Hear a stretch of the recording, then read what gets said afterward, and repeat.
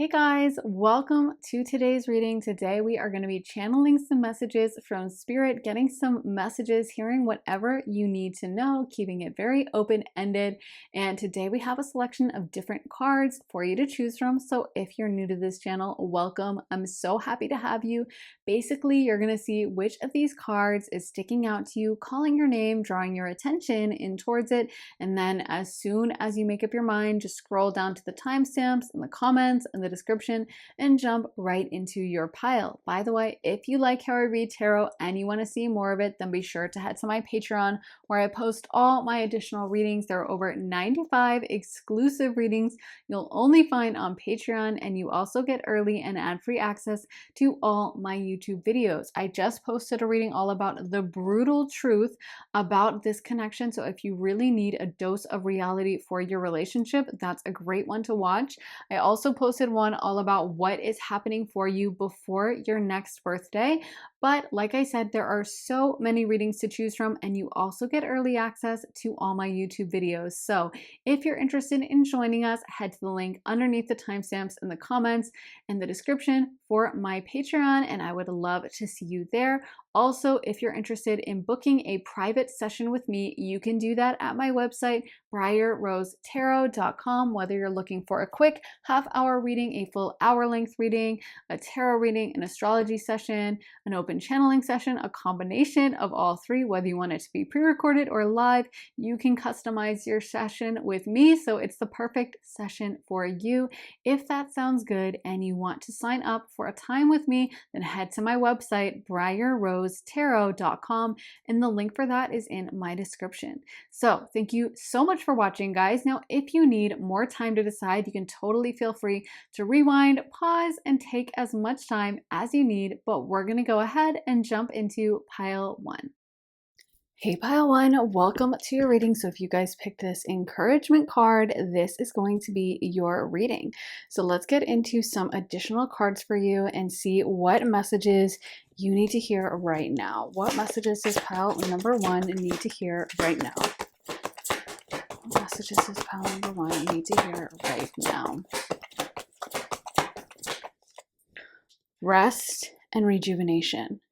So the message I'm getting on this right away is there may be an issue that you guys are really overthinking and almost feeling a little frantic about, like, I need to do something about this, or this is so important, or let me take action right away. Like, this is an issue I need to deal with. And I feel like Spirit is calling for a little bit of pause, a little bit of a break, maybe a little bit of time to ponder the issue over. It's almost like, I think whenever we get in that frantic mindset, we're not acting out of a place of spirit. Knowing that the universe has endless abundance for us, the universe also has endless time. Anything that is right for us will always be for us, and anything that is wrong for us will inevitably fall out of our life. So sometimes when we are rushing, we feel like we have to decide right now.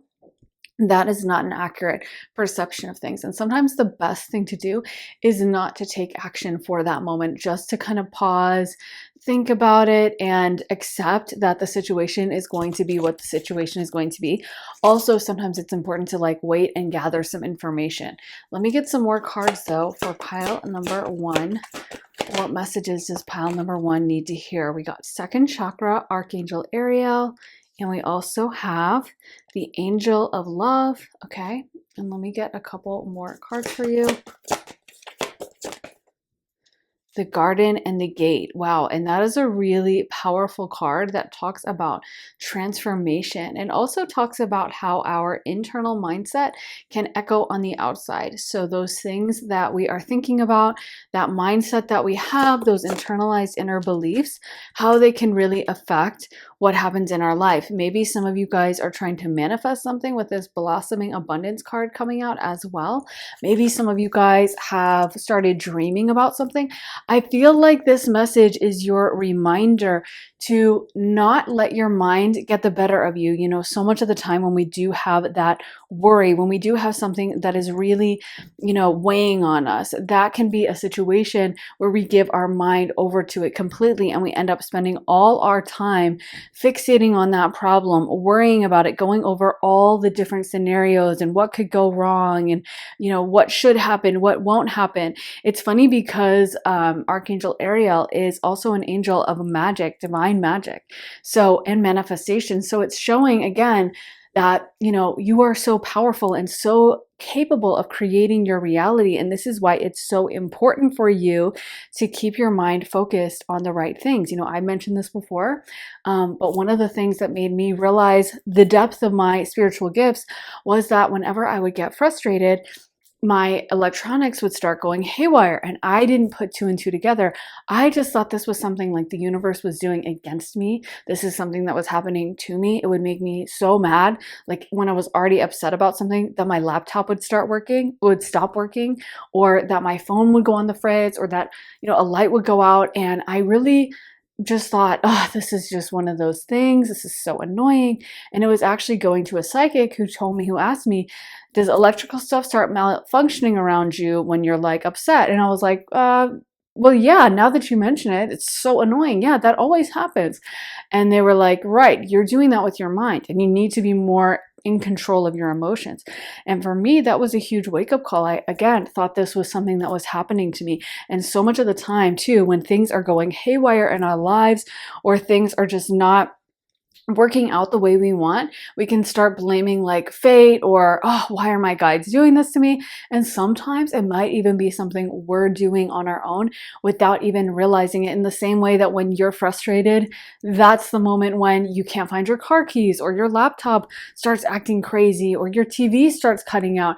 You might not even realize the depth of the power of your mind. And the good news with that is, if you are powerful enough to make a light bulb go out, if you are powerful enough to make a laptop stop working, you are going to be powerful enough to manifest the dream life that you want. And so many of us have these powers, but we don't put two and two together. We don't actually connect the dots and think, if I can do that, what else can I do? Because that's actually pretty amazing.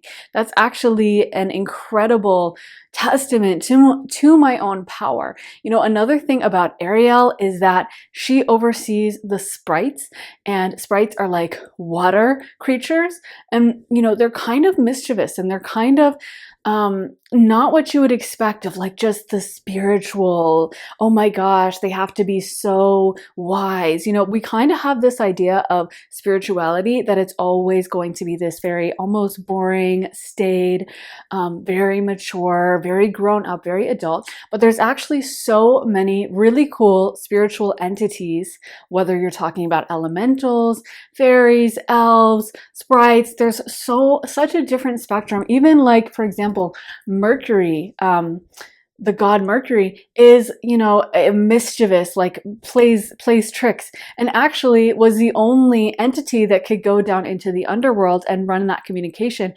My point is that there's power in Mercury that we may not even see, because we always have this idea of being a spiritual person, that we have to be so serious, that it has to be so intense, that like the only version of spirituality is like some priest in robes inside a temple. But the reality is there's so many different ways to access it. And I really think one of the best ways to access it is just finding joy, just finding things that you connect with. Like I said, elementals love this. They love to play tricks. They love to do kind of like little mischievous things. And I feel like another message for you guys is not to like underestimate yourself. And also another thing is, we really think when we're manifesting that that's going to be okay. I went and I sat in my room and I played some meditation music and I burned some incense. So that's when the spiritual like light is turning on.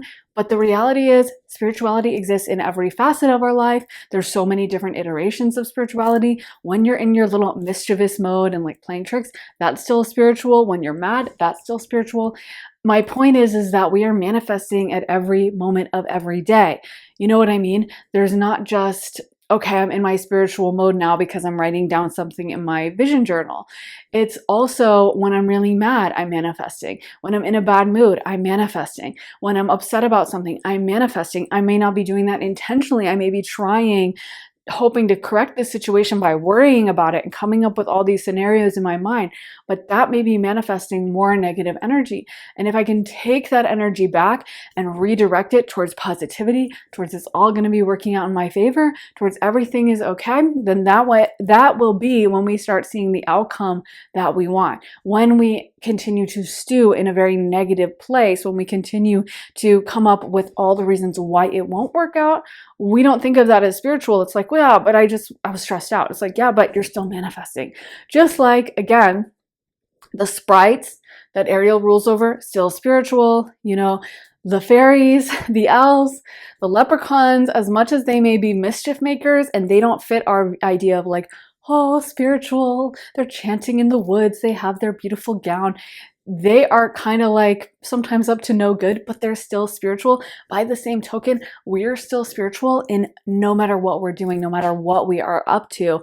There's no one version of like, now you're spiritual and now you're not. You switched out of spiritual mode because you left the church, or because you walked outside the church, or because you're not writing in your dream journal anymore, or you put your vision board away. All those things are still happening, and it's not even about the vision board. It's not even about the journal. It's not even about the church. It's about what's inside our minds and the energy that we are aligned with. And that's why it's really important to step into the energy early that you want to align with, and make sure that you are accessing the kind of energy that you want to bring forth and not stewing in energy that you're sick of or tired of. Let me get some tarot cards for you. What messages do we have for pile number 1? What messages do we have for pile 1? The Knight of Pentacles.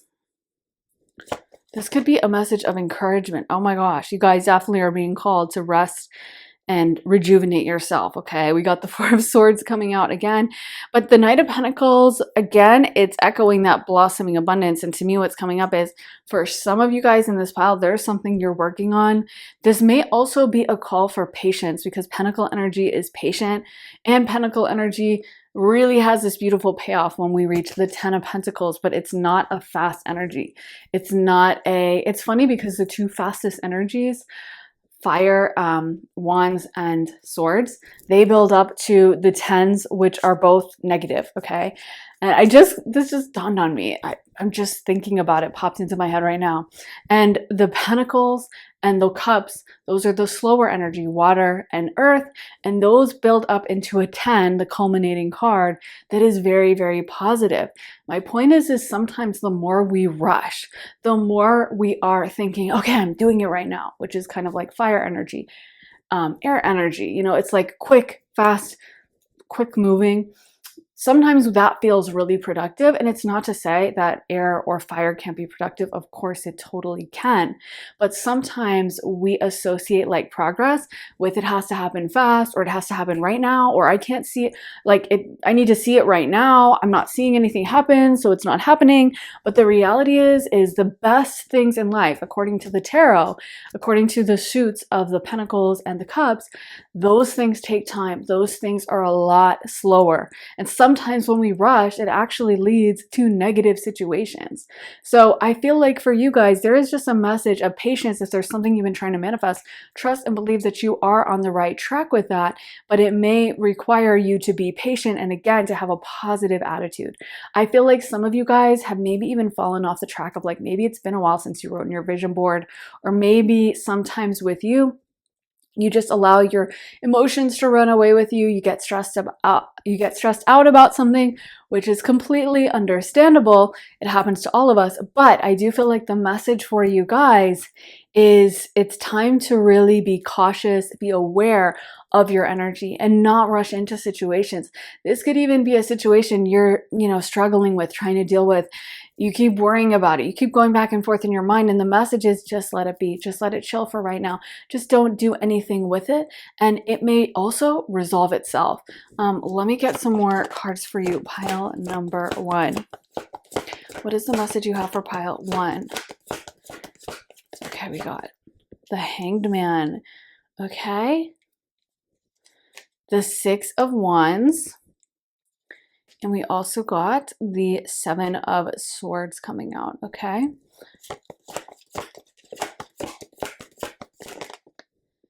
And the Emperor, and let me get one more. Oh, the Moon card. Great. So it's funny because there's a lot of Pisces energy coming through with the Moon card, which is ruled by Pisces in tarot, obviously Cancer in astrology. And then we have the Hanged Man, which connects with Neptune, the ruler of Pisces. And it's funny because when I was thinking about just let the situation chill, I was thinking of Pisces energy, because Pisces energy, that's often how they handle things, for better or worse. And sometimes it can drive other signs crazy, like a Capricorn or a Virgo. They're like, what are you doing?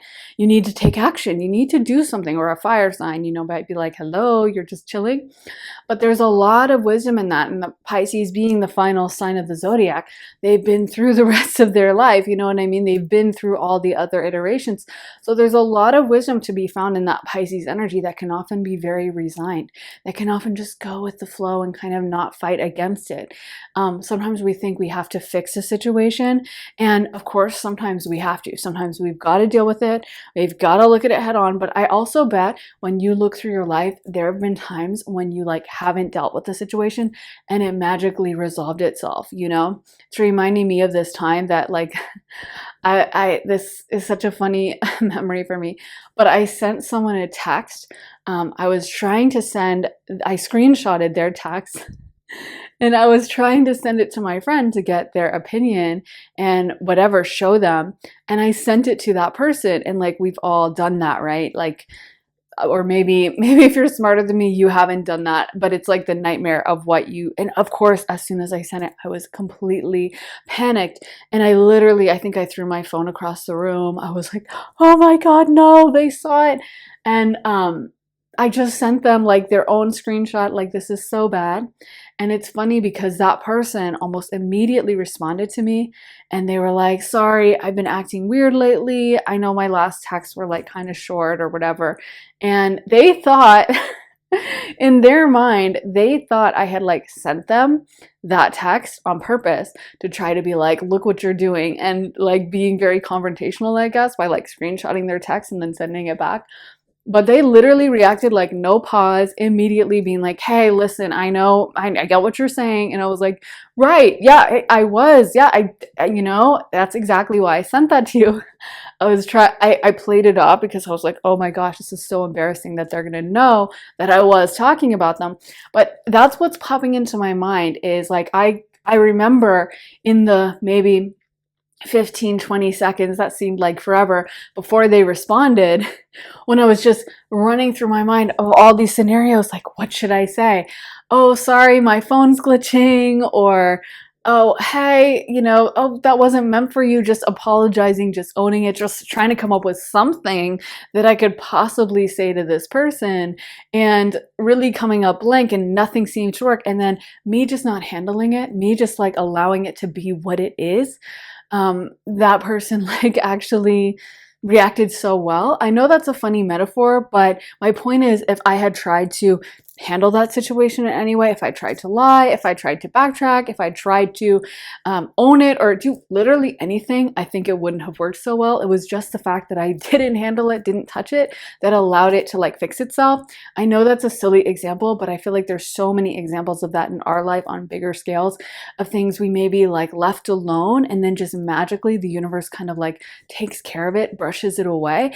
And that's what's coming to my mind for something that maybe you're dealing with, is almost like shifting your mindset, not worrying about it, stopping the worry energy, the worry train that you're on. It's so hard when that has built up momentum and you keep going over and over and over it in your mind. Also, I'm getting that message intuitively in my mind of what you focus on magnifies.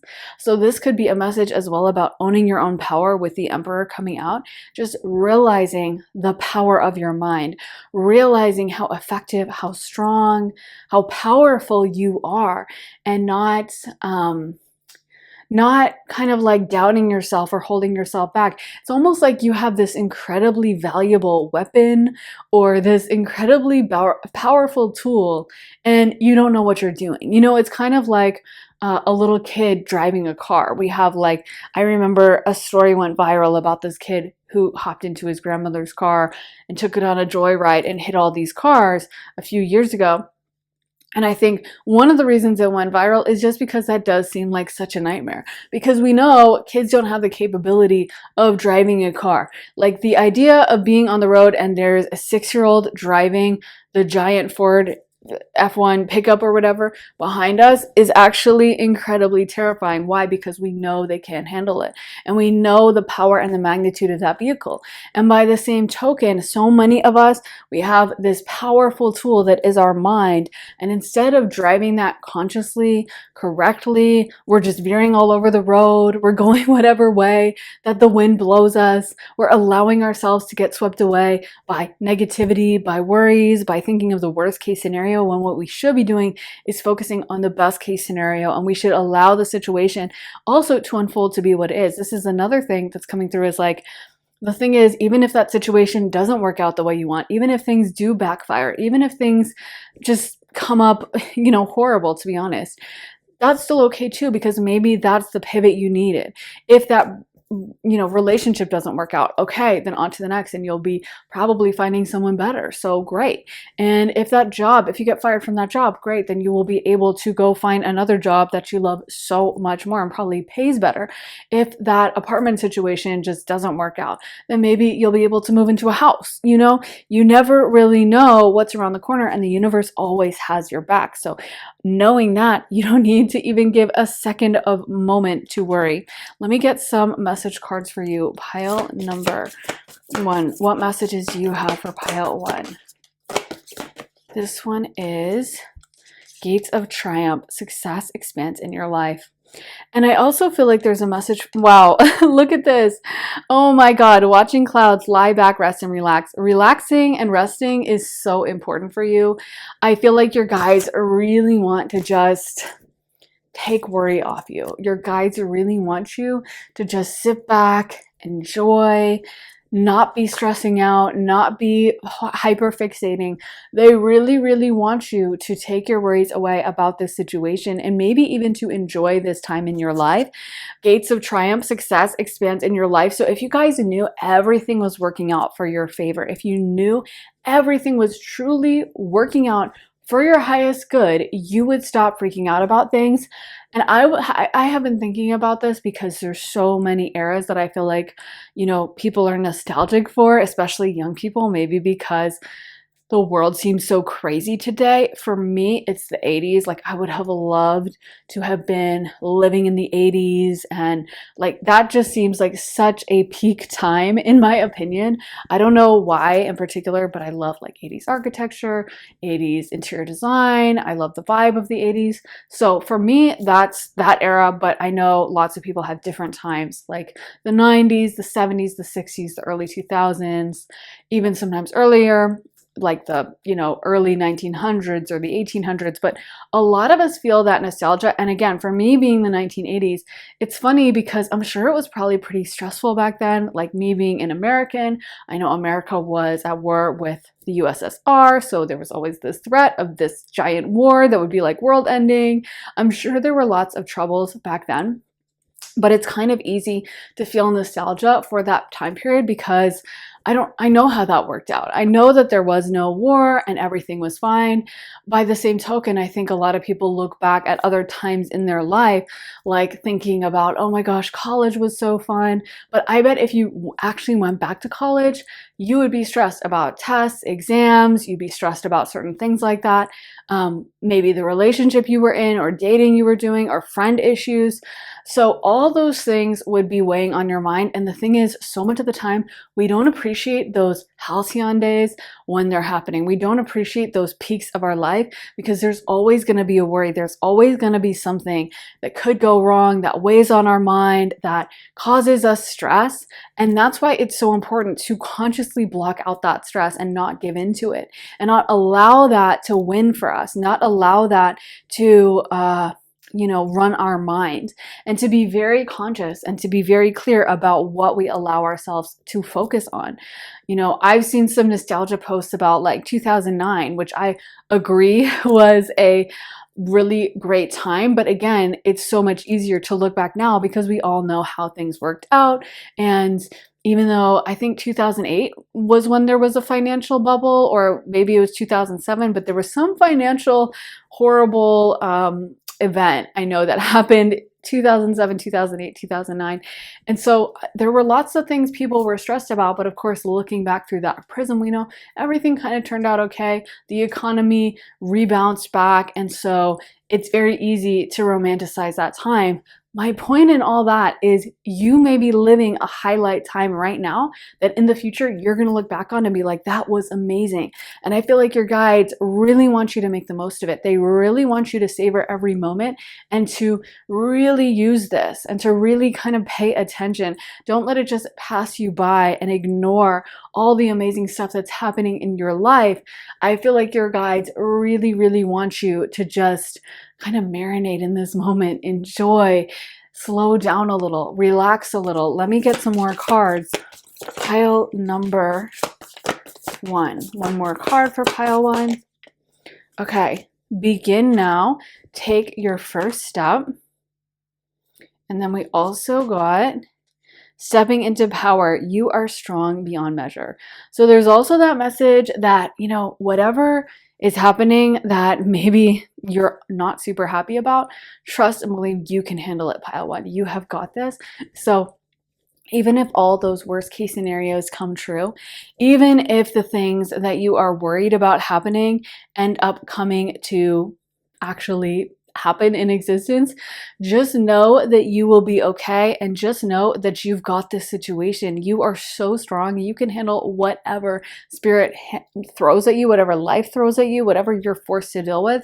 You handled it in the past and you're definitely going to handle it in the future. So knowing that, again, there is literally no reason to worry whatsoever. I want to get some astro dice to see what astrological energies are at play for you. Pile number 1. So we got the 10th house, we got Sagittarius, and we also got the nodes. Okay, so let's start talking about the 10th house, aka Capricorn. And so Capricorn rules the 10th house of your public reputation, honors, your job. And Capricorn is an energy that is very cautious and likes to make sure that everything, all the T's are crossed, all the I's are dotted, everything is in its place. It can be a very orderly energy, but this is another thing about Capricorn is it's very slow and steady. It's not in a rush. The best things in life do take time, do take that earth energy, that step by step, the mountain goat slowly picking its way up the mountain, taking its time. And I feel like for you, there is that message that you might get into a very Saturnian, worried energy where you're just going over all the negatives and it feels like you're just being tested. But that's the thing, is even Saturn, which is a major malefic, confers blessings as well. Anything negative we may go through is also going to give us huge blessings and is maybe a lesson we signed up for on the other side. So again, knowing that there is no negative outcome you could possibly welcome in. Also, Sagittarius knows this very deeply, being ruled by Jupiter, which is a huge benefic and is very, very positive. And Sagittarius has that energy similar to Pisces, that is all about trusting the universe and trusting the plan and knowing that anything that's happening is completely okay in the scheme of things, that there's no way to win there's no way to lose.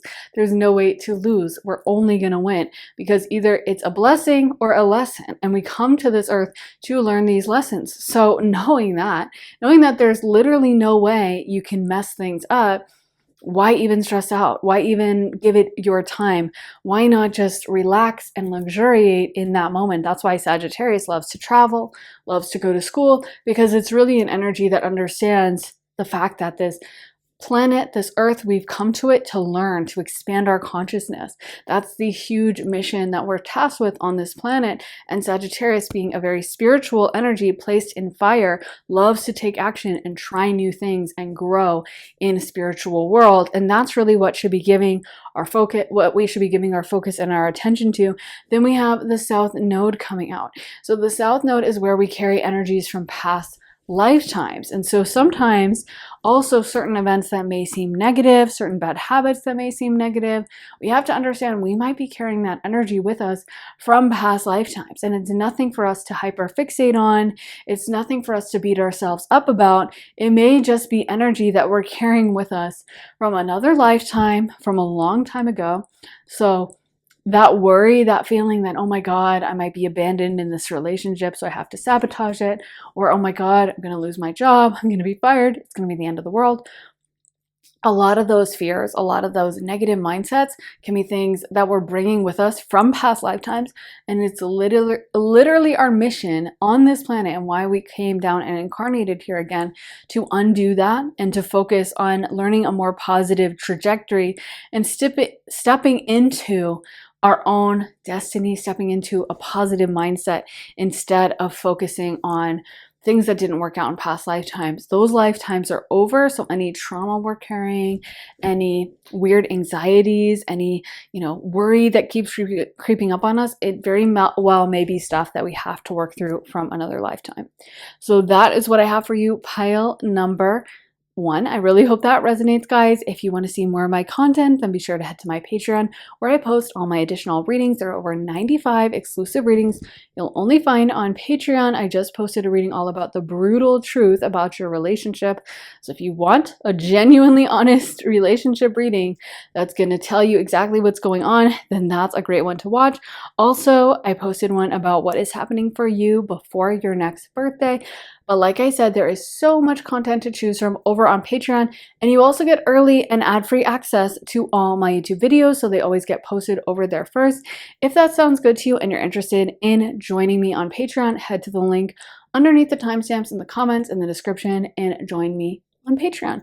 Also, if you're interested in booking a private session with me, you can do that at my website, briarrosetarot.com. Whether you want to book a quick half-hour session or a full hour-length session, whether you are looking for a tarot reading, an astrology session, a channeling session, or a combination of all three, like I said, head on over to my website and you can do that at briarrosetarot.com. Link is in my description for that. So thank you so much for watching, guys. I'm sending you so much love and light, and I will see you again very, very soon for another reading. Take care, guys. Bye. Hey, pile 2, welcome to your reading. So if you guys picked this Ride the Wave card, this is going to be your reading. So let's get into some additional cards for you and see what messages you need to hear. So what cards do we have for pile 2, Spirit?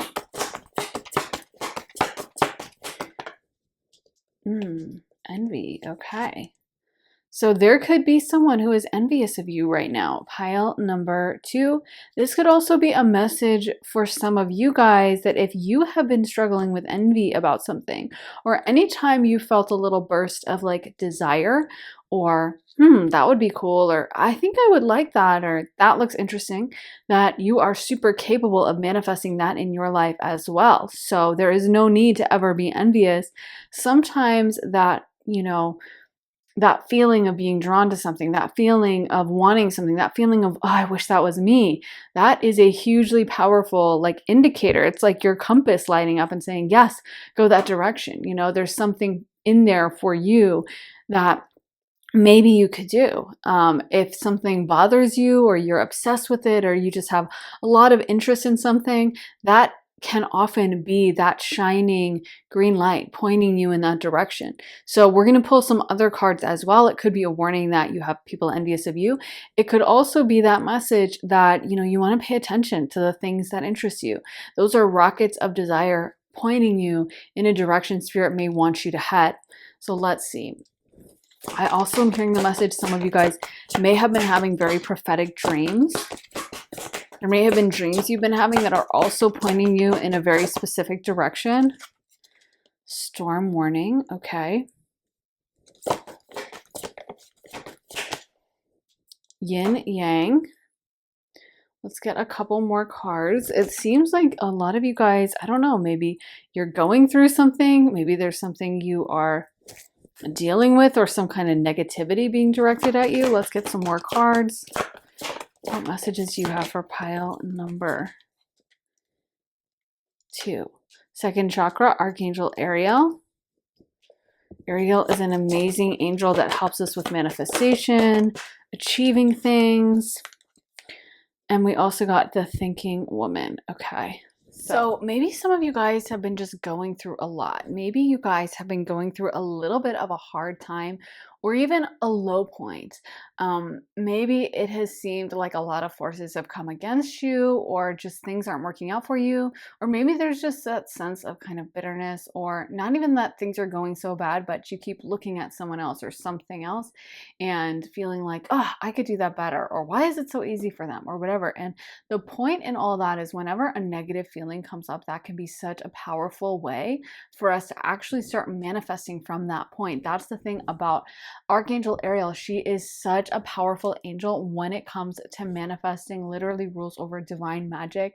And she's also in charge of the sprites, which are a water entity. She helped King Solomon. She is an angel that will help you achieve your dreams. So when she shows up, that is that symbol that if there's anything that is irritating you in your life, or something that you want, or something that you just keep thinking about, you are capable to transform that situation, whatever it may be. Whether it's a negative situation that you want to take out of your life, or something positive you want to bring in, or you don't even know how to fix this situation, you just know that like you're sick and tired, or you're fed up, or you're at the end of your rope.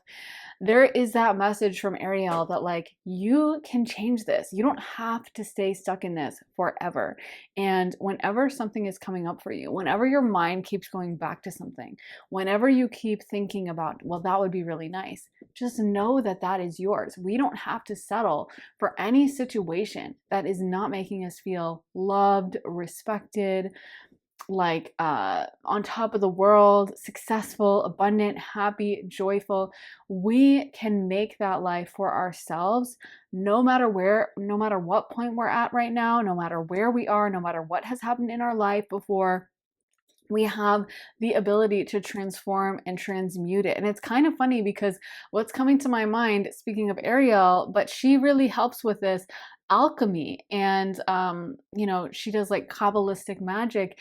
And the point is when it comes to alchemy, the alchemists like to actually work with lead, which is considered one of the lowest vibrational elements, or one of the lowest vibrational materials in the universe. And then they like to transform it into gold. That was the whole point of it, was taking something like, they could have used silver, they could have used bronze, they could have used a lot of things that were a lot closer to gold. Or even if it wasn't as awful as lead, it could have just been like, oh, we're just going to take some pyrite, or we're going to take some something, a little bit nicer, a crystal, and transform it into gold. That would still be a huge accomplishment, right? But the whole point of the alchemists was they wanted to work with lead. They wanted to work with that lowest vibrational element. Why? Because there's a special magic in that.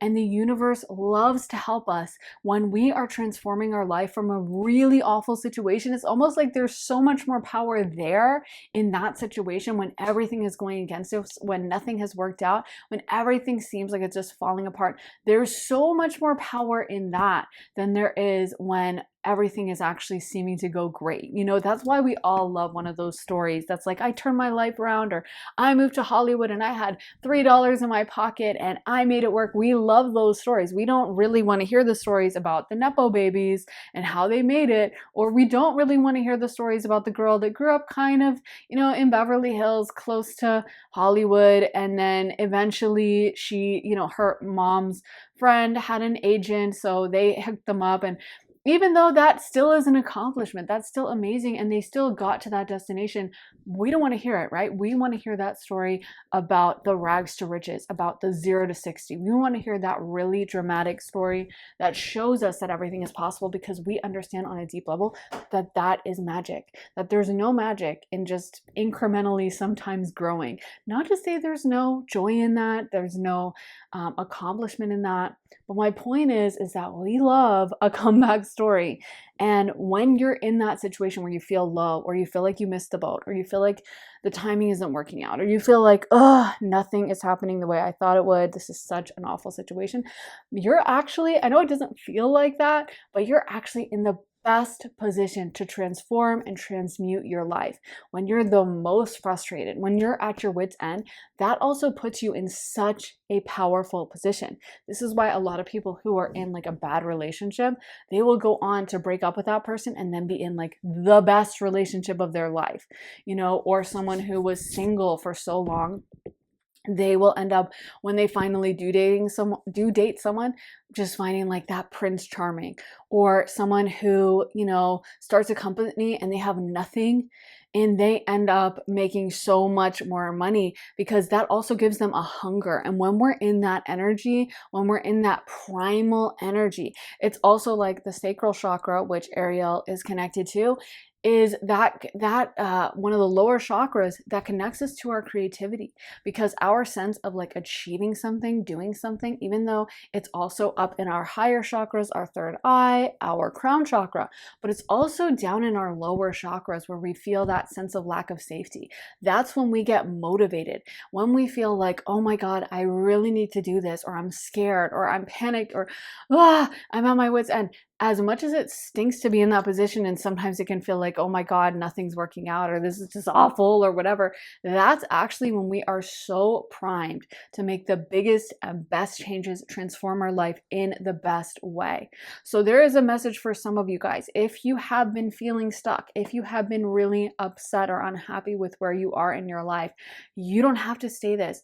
You don't have to stay here. You don't have to put up with this for any moment longer, okay? You are so powerful. And all these thoughts, all these feelings of I'm not happy right now, or I don't like where I'm at, that's perfect. That is such a powerful tool to manifest anyway, because as Abraham Hicks says, you always have to know what you want and what you don't want, what you like, what you don't like. So all this situation is right now, pile number 2 is a powerful symbol that you don't like where you're at right now.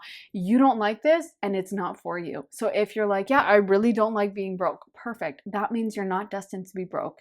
That means you are destined to have abundance and wealth around you. If you're like, yeah, I really don't like being treated badly in a relationship, perfect. That means there is a relationship out there that is amazing for you, where that person is going to treat you so well. If you're like, yeah, I really just hate this job and I feel like I don't like what I'm doing here because, the schedule or the commute or whatever it is, great. That is a sign that there is a job out there that is going to have the right commute for you, that is going to be satisfying, that you're going to like your boss, you're going to get the right amount of pay.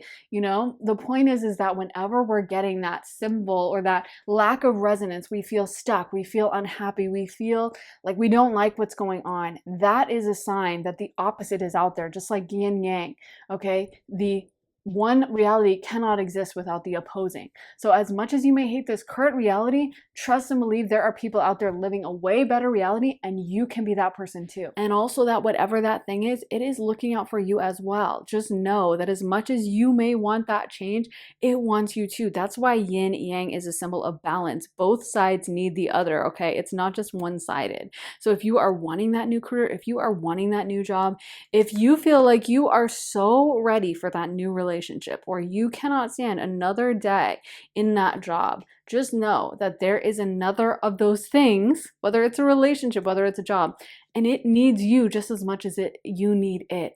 That job may be looking for someone just like you who can do the job in the way only you can. And that other person in the relationship that's going to be your great divine counterpart, they are probably looking for your soul, looking everywhere, searching everywhere, wanting to treat you so well.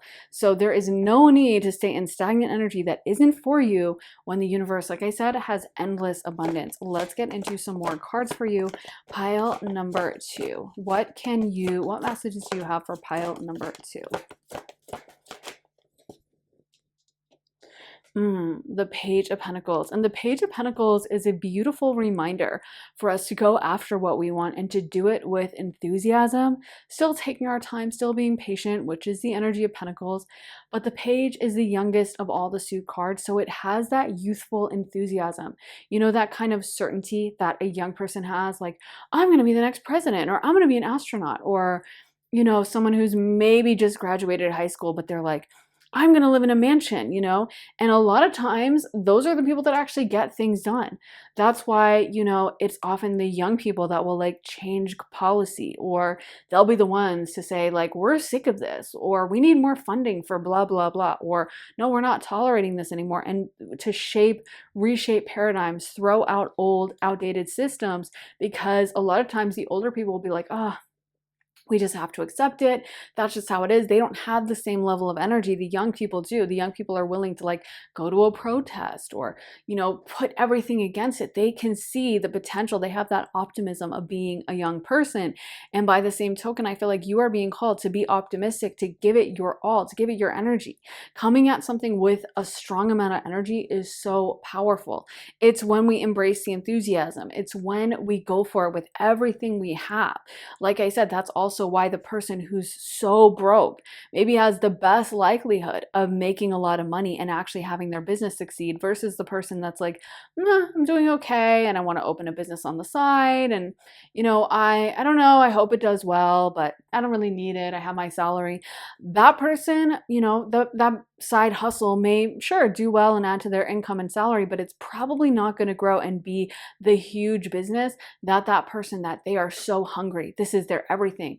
This is their one chance. They have no more money in the bank. They have to make it work. They're going to make it work. When we attack something with our full energy, with our full force of will, then it's only a matter of time. It is going to happen. Let's get into some more cards. Pile number 2. What messages do you have for pile number 2? Okay, we got a couple. Okay. The Magician. Yes, I love that. Oh my gosh. So powerful for you guys. Yes, another reminder that you can change anything you want. You are the magician, okay? You have the power to bring whatever you want into your reality. And I mentioned this before, but I love how the magician is holding a wand pointing towards the heavens. And a lot of people get confused with the wands in tarot. Of course, they also can represent magic wands, but they also are mostly a tool of fighting. They're kind of like, I don't know, that stick you would joust with or something back in the day. It's like a fighting stick. And it can be used also as a magic wand. But that's the point, is a lot of times we associate magic manifestation with kind of like water energy, very spiritual energy, or maybe air energy thinking. And it's not to say those things don't matter, but the magician is pointing a wand towards the heavens. And to me, what I take from that is that it's so important also to just take action. And one energy tends to be impulsive. It tends to rush in without thinking. It tends to just do things. It wants something, it goes after it. It does it. It's kind of like that Ariana Grande song where she's like, I want it, I got it. Like Wands energy, they don't overthink. They don't get in their head. They don't go back and forth a million times. They want it, they're going for it. And I feel like for you guys, there is that message that if there's something you want, then step towards it boldly. Don't necessarily think or try to rationalize or try to go over it a million times. It's almost like there's a message coming through that it's never going to be the perfect time. It's never going to be, you have everything spelled out and everything is lined up and you know for sure this is the right timing. There's always going to be an element of risk. There's always going to be that element of, I don't know if I'm fully ready, but I want this bad enough. And like, that's okay. In fact, that's a great energy to be in. So if there's something you have boldly wanted to go towards or step to, Three of Wands, again, a confirmation. When we get the Three of Wands, it shows a lot of times that we are ready. We also got the Three of Cups, but the Three of Wands, you know, the Two of Wands shows a lot of planning. You're looking out over the land, you're weighing your options, you're going back and forth about it. When we get to the Three of Wands, like, we're ready for takeoff. You can see in this card, the ship is already coming in. He's ready to embark on this journey. It's not something that's far off in the distance. The ship is not far away. The ship is like coming into harbor. We're ready to go. And I feel like for you guys, there is that message of like, let's make this happen. You know, let's set off on this destiny. It could also be friends around you that you could use to accomplish whatever this is or to set off on this journey. I also feel like with the Three of Cups, there could be a message just about how charming you are, pile 3. If there's things that you have wanted to step towards, be it a new relationship, be it a new job, and there's a part of you that's insecure or you're like, oh, I just don't know. I don't know if I'm good enough. I don't know if I have it in me. I don't know if anyone else is going to want me. I don't know if they're going to like me. Just know they definitely will, because the Three of Cups shows that you are very charming. Let's get some more cards. And as I'm saying that, we get the Knight of Cups. The Knight of Cups is such a charming energy. The Knight of Cups also is that reminder to us that we deserve to be happy, because the cups are emotional fulfillment. So when you get the Knight, it's often someone who's going to prioritize their emotional fulfillment. They're going to prioritize their joy. They're not going to just do something because they have to, or because that's what they should do, or because it makes logical sense. It's all about, I want this. I want it. I'm going to go for it. It makes me happy. It brings me joy. So I'm embracing it. And I feel like there's that message for you guys of seeking out and doing the things that really make your heart sing. So if there's things that you wanted to do, and also paying attention to the things that don't make your heart sing. I mean, we all have those friends who are like in a awful relationship, and we know that every time they come to us, they're so stressed out, they're so upset, they feel so burnt out. And same with like maybe someone who has a negative job, and we can tell them a million times that they should, leave that relationship, or they should quit that job. But it's really up to them. We can see it from the outside that this isn't normal, that you just seem so miserable all the time. We know how important that is. But for some reason, when people are in it, they will gaslight themselves into, oh, that's just how relationships are. That's just how it is. That's all I can accept. No, you deserve so much more. And if you're not happy, if it's not bringing you Knight of Cups energy, you are not feeling fulfilled, you are not feeling joyful, you are not feeling alive in every moment, that's your symbol. That's your sign, from the universe. Let's get a couple more cards. Okay, we got the Three of Pentacles and also the the King of Swords. So I feel like pile number 2, there's also that message that you guys are a lot smarter than you realize. Also with the Three of Pentacles, it can also be another card all about communication, vibing with our friends, or getting help from friends. So again, there could be people that could help you to accomplish this, whether it's you want a new relationship and maybe you can meet someone new through friends, or you want a new career or to change jobs, and you could ask a friend for help with this, or there could be people who could connect you. I also feel like there's a message with the Three of Pentacles and the King of Swords of like, you're very smart, you're very intelligent, pile number 2. So also you need to be aware that like you will figure it all out. It's funny because the King of Swords is a very highly intelligent, highly powerful energy. And then we have the Three of Pentacles, which is all about learning and kind of being in that apprenticeship role.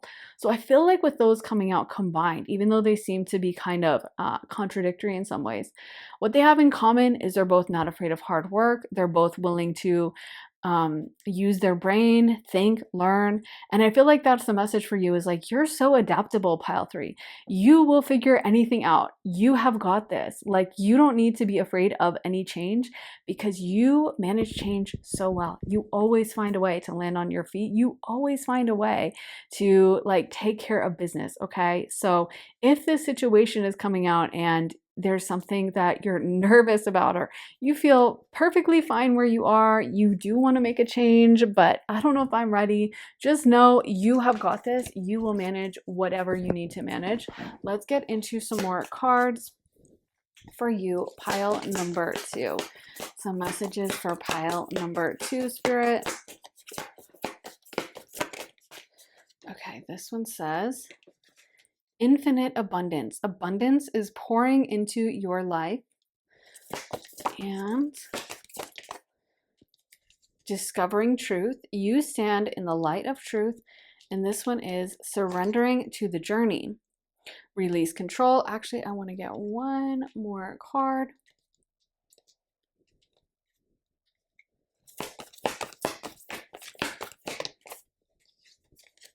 This one says, answering the call. The time is now. I love that. Yes, it really feels like the time is now for you, pile number 2. It's almost like What are you thinking about? Why are you worrying about this? With surrendering to the journey, that can be that message that, yeah, if you're nervous about, but what if that goes wrong? What if this happens? What if that doesn't work out right? The reality is, yeah, things may go wrong. They probably will go wrong at different points. I mean, life isn't perfect, and there's probably things that are going to happen that are a little crazy, out of your control, and probably pretty stressful.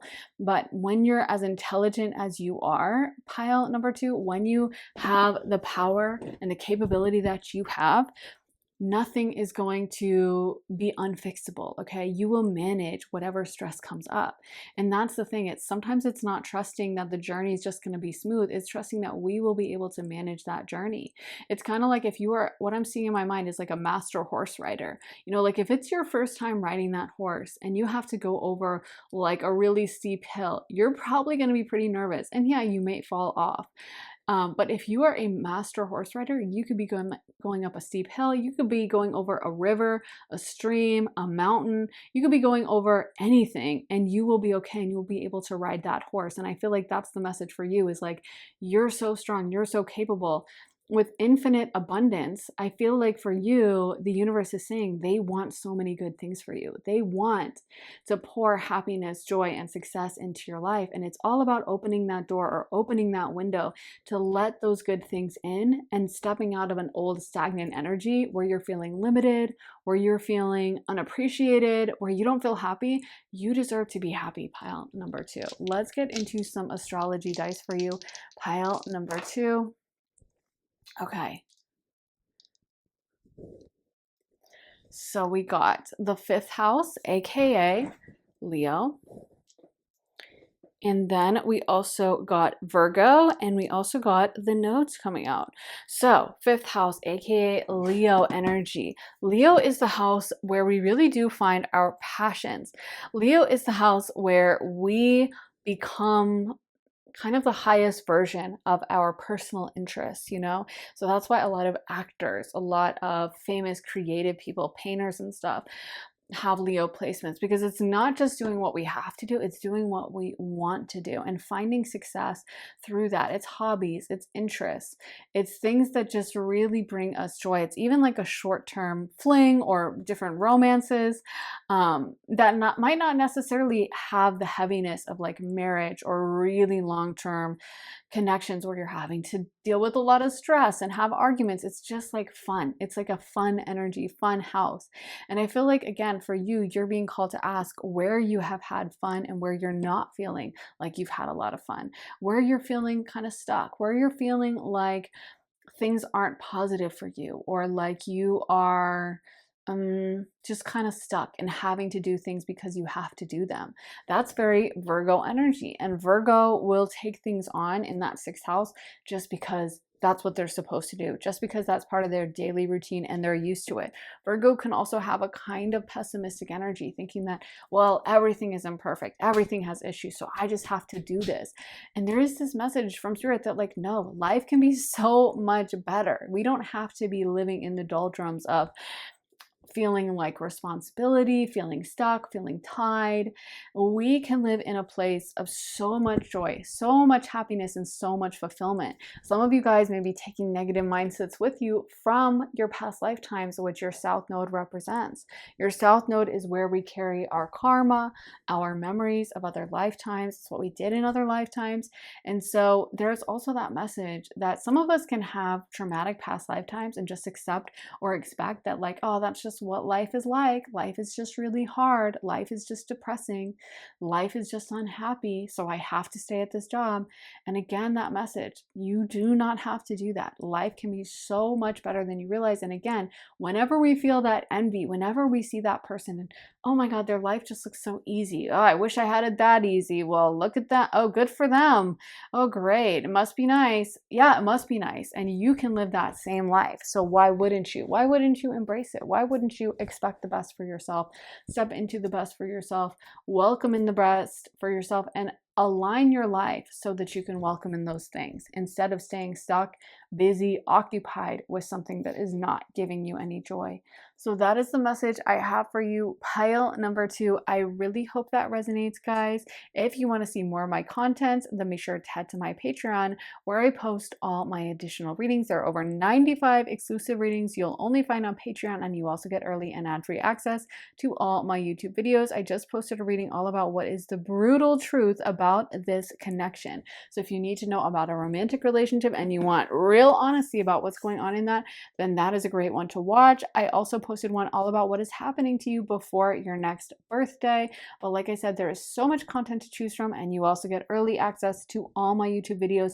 If that sounds good to you and you're interested in signing up, then head to the link underneath the timestamps in the comments in the description and join me on Patreon. Also, if you're interested in booking a private session with me, you can do that at my website, briarrosetarot.com, whether you're looking for a tarot reading, an astrology session, a combination of all 3 of those.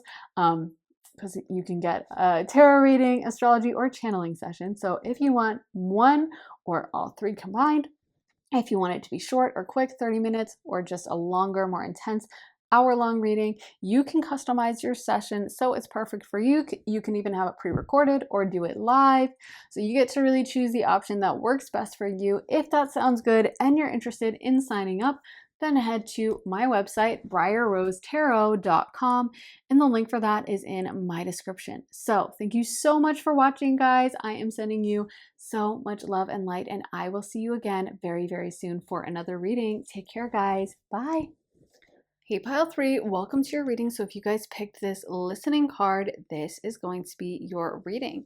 So let's get into some additional cards for you guys. What messages do you have for pile number 3?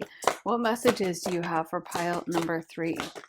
Okay, we got the thinking man, strategy. So maybe there is something you've been really thinking over, trying to figure out. Maybe something that's really been on your mind, or something that you've been kind of putting together some puzzle pieces. Door to Spirit. And we got second chakra Archangel Ariel. Ariel has come through in all of these readings so far. Pile 1, pile 2, and now pile 3. So really interesting. She must be very much around this community today, I guess. But anyways, yeah, overall, it feels like you guys are extremely intuitive at this time is what I'm getting. A lot of you guys are getting really, really deep downloads from Spirit. And what's interesting is Ariel is an incredible angel that can help with achievement and actually help us to make our manifestations happen. For example, she helped with King Solomon when he was working on his manifestation techniques. And I do feel like for you guys, there is that message that right now you are super tuned into Spirit. Maybe you're having those downloads while you're sleeping. Maybe you're having those really vivid dreams. I feel like this is a message for you to really use your gifts and pay attention to the kind of downloads that you're getting at this time. Just know that they're not a coincidence. I almost feel like there's something Spirit is trying to tell you, or Spirit has been tugging at your attention. There's also a message for some of you guys that there's a situation that has been stressing you out, or almost like bogging you down and making you nervous, making you worried. And I feel like Spirit wants to remind you that there's bigger things at play. It kind of reminds me of how like both Sagittarius and Pisces, they get a bad rap for being kind of spacey, or not even Sag is not as spacey, but for not paying attention to things, for being overly optimistic. But both of those are highly spiritual energies. And Pisces especially can kind of neglect things in the physical realm, but that's because they kind of have one foot in the physical realm, one foot on the astral realm. And if you could only access the astral realm, we're always going to be reminded of how little those small details matter, you know, like how much if you get that small thing wrong, or if that thing you planned doesn't turn out exactly as you imagined, if that party that you're stressing about planning and you really want it to go well and it has to be perfect, if, you know, the cake doesn't get delivered in time, or if like even the worst case scenario, if there's no food, whatever, life goes on. You know, that's why I think it's funny, like Pisces is the final sign in the zodiac, and it kind of fits the vibe of like the old people, you know, like it has that energy of old people. It's so funny how astrology works, how really like Aries does embody that youthful, almost sometimes childlike energy, and then Pisces can seem like a very old person. And anyway, my point is that when you go into like a nursing home and you're dealing with people who are like extremely, you know, older, I guess, maybe like 90, maybe 80, a lot of them, like, they are not going to throw a fit if they serve stewed apples again. That's probably why a lot of food in nursing homes is so bad, because they're just so chill. If they tried to do that to like a bunch of young people, if they tried to say, oh yeah, we're going to have plain roasted turkey again tonight, that's really bad and has no flavor, and no, we're not putting salt on it. You know, if you tried to do that to a bunch of like 20 somethings, they would throw a fit. They would start putting together petitions. They would tell everyone, they'd put it on social media, they'd blast it. But when it comes to being like 80, 90, you just don't care anymore, because you understand that really it's not that big of a deal. Even if you have that one meal that doesn't, like, you don't love it, life goes on. And I feel like there's a message for you guys just about, if you knew how much this situation was going to work out, maybe you wouldn't worry so much about it. If you knew also, I feel like, how powerful you are, you would not even question for a moment what path you would take. I feel like Spirit is even calling on you maybe to take some kind of a risk, to take some kind of a leap, and to like have faith in yourself. Because again, I feel like there's this message that you're much more powerful than you even realize. For some of you guys, this is having faith in your psychic gifts, literally. Like, maybe some of you guys, you've been like, oh, I kind of want to get into tarot, but I'm not sure if I'm good enough. Or I don't know, I kind of want to start a dream journal, but what if it seems stupid? Like, there's a vibe around you guys needing to really have faith, needing to really put your all into it, and kind of like trust yourself, trust this process. And I feel like the message for you is that your guides are so ready for you. It's almost like you have been waiting, you're long overdue. It's kind of like someone who's been like training. Like, I'm seeing someone who's like learning karate and they're training for years and years and years, and maybe they're too afraid to be in like a competition. And it's almost like their first competition, they do it, they win, and people are like, why didn't you do this earlier? Like, you're so good. And I feel like there's a vibe with that with you, with maybe your psychic abilities of like really embracing them, or maybe other gifts you have that, again, I feel like Spirit is saying, come on, like, you have all the gifts, you have all the tools at your disposal. What are you waiting for? Let me get some more cards for you. Pile number 3. So we also got hostilities, and we got financial constraints. Interesting. Let me get one more clarifying card about that. What is this about, Spirit? We got 4th chakra, Archangel Raphael. So Raphael is a really healing energy. Raphael also protects us when we travel. So if you're ever traveling a long distance and you're worried about that, definitely call on Archangel Raphael to protect you. But Raphael definitely majorly deals with all kinds of healing, whether that's needing to heal from like addictions, healing your eyesight, any kind of physical healing at all, or even spiritual healing. Raphael deals with that. Raphael also helps us with our clairvoyance, knowing our spiritual gifts, and is really great with helping us to use our medicine, or learn how to do medicine, you know, learn how to heal, learn how to use herbs, all of that kind of a thing. I feel like for you guys, there is that message that there is something that maybe has been bothering you. Maybe you've been kind of trying to avoid this thing or not look at it head on. And again, I feel like a Spirit is saying you have the ability to manage this more than you realize, but you're going to have to like face it head on. You're going to have to deal with it. And it's almost like the more you ignore it, or the more you try to stall, or the more you allow the situation to grow out of control, I feel like for you, Spirit wants you to know that you're very blessed in how you manage things. You are really being blessed, being protected. That's the interesting thing about Raphael. He also really helps travelers. So if you're moving along a road Raphael is going to help you to avoid being in any accident. Raphael is going to help you to avoid going down the wrong path. And I feel like there's something you're traveling on with life. Like your energy feels very precarious to me right now, pile number 3. Like it almost feels like some of you guys are in transition, or you're changing something, or you're really nervous about something, and it feels almost like there's not a solid foundation underneath you. Like it feels like there's a lot of things you're worrying about. There's a lot of things that are up in the air. There's a lot of things that you're kind of trying to figure out, maybe nervous about, maybe going over all the negatives, all the how all the ways it could go wrong in your mind. And I feel like spirit really wants you to trust yourself and to trust this project, this project, I guess is what I'm saying, this journey that you're on. That, yeah, maybe in a way you are a project. Sometimes it's like you're being rebuilt. And I feel like in a way you're also being called to have more strength, pile number 3. It feels like there's a situation around you that's almost like coming to a boiling point. Like there's something that you've really wanted to fix, you've really wanted to change or address. There's something that maybe, has been like on your mind, but you haven't been sure about how to fix it. And you're very feeling stuck, feeling stressed. And I feel like you need to know you are in an excellent position, and whatever you do is going to work out. Trust me, this is in the palm of Spirit's hand. And no matter what steps you take, I feel like in a way, Spirit just wants you to take some kind of an action. Let me get into some tarot cards for you. Pile number 3. What messages do we have for pile 3? Okay, the 6 of Wands. The 6 of Wands is a beautiful card of celebration. The 6 of Wands, you can see he's parading through the city. Everyone is out there cheering him on. So it can really talk about success. And for me, again, I'm getting that traveling energy. What's really sticking out to me in this is how he's on a horse, how he's moving through the town. I feel like there's a big transition happening for you, pile number 3. It's almost like your old life is slipping away from you. And maybe that feels really scary, really uncertain.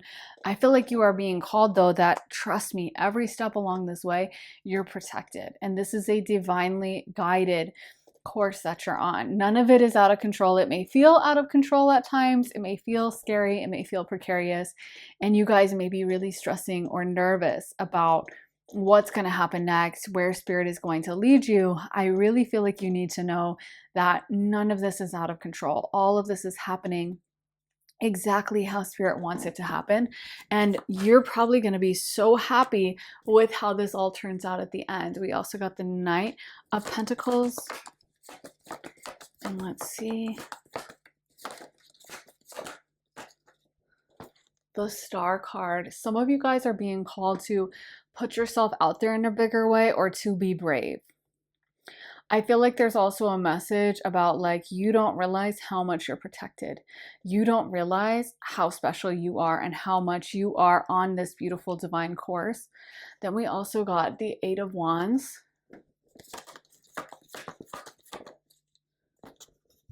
And the King of Wands. Let's see. The Sun card.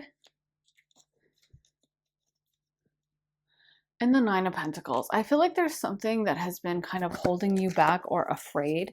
It's like you don't want to put yourself out there, or you don't feel ready for it. There's a part of you that feels like afraid of like what would happen, afraid of the success, afraid of what's going to happen if you succeed, afraid of the attention. Again, I feel like there's a level of you not seeing how powerful you are, and your guides, angels, ancestors just being like, what is going on? Why don't you see what everyone else sees? Why don't you see that we have given you these gifts for a reason, and you're supposed to share them with the world? Like, we didn't give this to you for you to just hang out alone in your corner and never actually take that risk and never actually go for it. Spirit, I feel like really wants you to embrace this and to know that you have it. We got the Sun card coming out underneath the Star card. The sun is all about shining brightly. The sun is all about sharing your gifts with the world. Like the sun, if it wasn't for the planet, the sun, then the earth wouldn't exist. Life on earth wouldn't exist. The earth is only able to sustain any life at all because of the warmth of the sun. And the sun is doing its own thing, just shining as brightly as it can. But because of that, life is able to be nurtured. And when we shine ourselves as much as possible, when we are willing to share our gifts with the world, whether that is, if we want to write, actually becoming a writer and putting that out there, whether if that is you want to start a YouTube channel, doing that, whether that is just giving tarot readings to your friends, whether that is you want to try out for like a local play, whatever the case may be, it's so important for all of us to be sure that we are shining as much as possible and we're not hiding ourselves away, even if it's something as simple as I want to go out for that promotion at work, or I want to change jobs. I think I'd be really good at blah, blah, blah. And all that fear that comes in and that sense of not being good enough, that imposter syndrome, none of that is anything to listen to or pay attention to. And I think that when you are really aligned with your destiny, you will find that like mountains move and things happen in a timeline that just feels so much faster or so much more blessed. With the Eight of Wands, that could be showing that when you embrace this change, it's going to be happening quickly for you. So if you do decide that like, you know what, it's time and I want to start self-publishing my books on Amazon, and I just want to do it. I don't know if I'm ready yet, but I'm just going to do it. You may find that that first book starts selling really crazy and you start making enough money from it and you're able to quit your job within a few months, or you start doing tarot readings and immediately one of your friends is like, oh, do you want to do a reading for this person? And then they're like a minor level influencer and they share and post about you. I had the best reading. And the next thing you know, you're booked and busy. You never know what might happen. And my point is, when you embrace yourself, when you embrace your life, angels are so happy, but they are so excited to see us embrace our destiny and really be willing to commit to that trip. That's why I love this Archangel Raphael card coming out, and the fact that Raphael helps with traveling, because honestly, also it's such a journey. A lot of times we worry so much about the destination. We worry about what is it going to look like if I get success, or what is it going to look like if I fail. The reality is there's so much to be gained from that trip. And one thing that I actually think is reassuring is a lot of times it may not be as like catastrophic as you think in either direction. You might not reach overnight millions of viewers, viral success, or millions of readers or whatever. And you might also not completely flop. You may land somewhere in the middle. And that is a journey on its own. I feel like a lot of you guys are maybe even being called to commit to like some level of higher learning, whether that's signing up for a course, whether that is training one-on-one with some kind of practitioner or getting some kind of a certification. I feel like you're almost being called to go back to school or to educate yourself, because again, Spirit is saying you're much more capable than you realize. Maybe that's even why this financial constraints card came out, is because sometimes I do think when something isn't for us, Spirit will almost make it as uncomfortable as possible in order to get it to change. Like it's almost like if you've ever been at a restaurant and maybe it's closing time and you can tell the waiters want to leave, and like maybe first they'll shut off the music and then they'll start turning off and then someone will come and like start scrubbing a table near you with their rag, and then maybe they start stacking the chairs, and then maybe they turn the lights off, like some of the lights off, and finally someone else will come out and say, oh, by the way, can you guys leave? It's like closing time. But they might not come out and say that at first. There may be that slow fade, or I don't know, they turn off the AC so it gets really hot in the room, or they turn off the heating so it gets really cold. But the point is sometimes I feel like Spirit does that. Like Spirit does the like, let me usher you out of here. Let me start this process so that you can't stay in this. So if you have been feeling like you have had financial constraints or things have not been working out the way you wanted, that's not necessarily a negative to anything you are supposed to be doing. It could just be showing you that like you're ready for some kind of change. You're ready for some kind of forward momentum.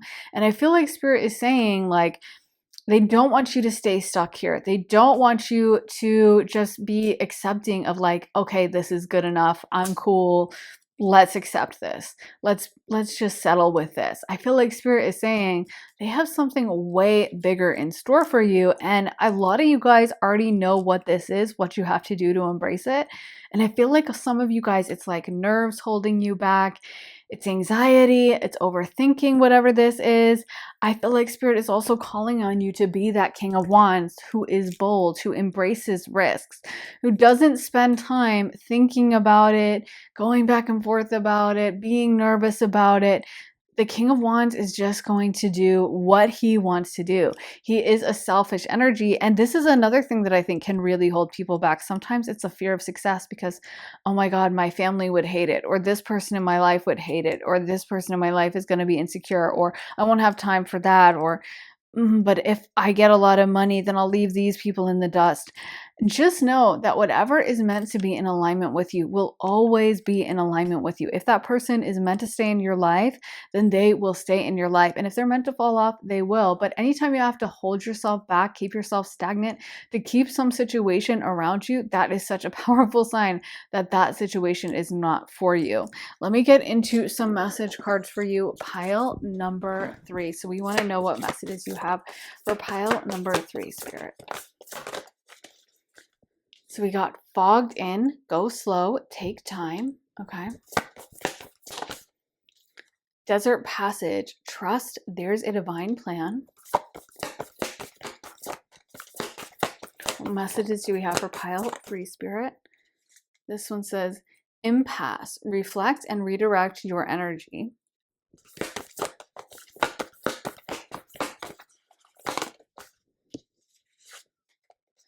And passion and pleasure, savor your life. And let me get one final card. Rainbow blessings, blessings are showering your life. So I definitely feel like that can be some cause for caution. And this may go back as well to, again, the vivid dreams. If you guys have been really feeling like you're getting a lot of downloads lately, those can be powerful symbols for you of what you're supposed to do next. If you're ever in a situation where you feel like, I really don't like this situation, I really feel nervous about this, I really feel unsure about this, then have you tried sitting down and meditating? Have you tried sitting in silence and listening to what Spirit has to say to you? Have you tried pausing, pulling back, and giving yourself that peace so you can really hear what your heart is telling you?